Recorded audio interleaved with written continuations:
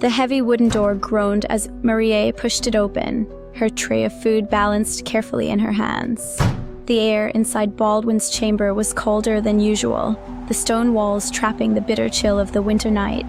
She paused in the doorway, her eyes scanning the dimly lit room. Your meal, my lord. Baldwin sat by the narrow window, his silhouette framed against the night sky. He didn't turn to acknowledge her, his gaze fixed on the river Yanta far below. The once mighty emperor had been reduced to a shadow of himself, yet there was a strange calmness in his posture that unsettled Maria. You should eat while it's warm. Finally, Baldwin turned his head slightly, the faint light catching his weary features.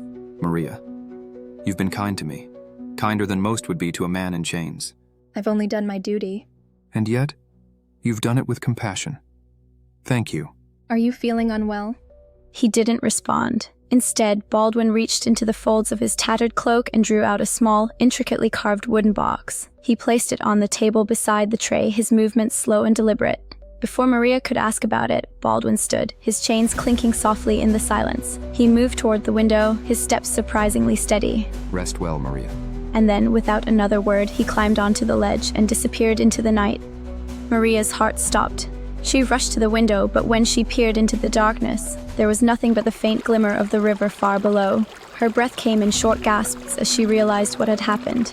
Trembling, she turned back to the room. Her eyes fell on the small wooden box Baldwin had left behind. She approached it hesitantly, her fingers brushing the smooth, weathered surface. It was light, almost too light for its size, and the carvings on its surface seemed to swirl in patterns that drew her in.